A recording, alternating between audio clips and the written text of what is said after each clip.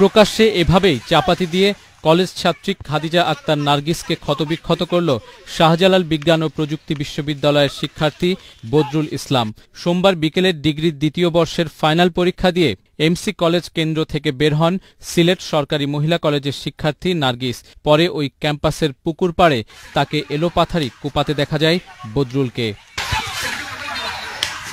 আগে এসে দেখি মেয়েটা লুটায় পড়ে আছে আর চতুর্দিকে মানুষ শুধু দৌড়ে পালাইতেছে। কিন্তু পাঁচটার মধ্যে বাইরে আইছে এমসি কলেজের পুকুর পাটে। মেয়েটা আসতে না আসতেই একটা ছেলে, আমরা ওকে চিনি না, ওকে জানি না, ও চাপাতি দিয়ে মেয়েটাকে মানে একাই মেয়েটাকে মাথার মধ্যে অনেক 20 থেকে 30টি ইয়া দিছে।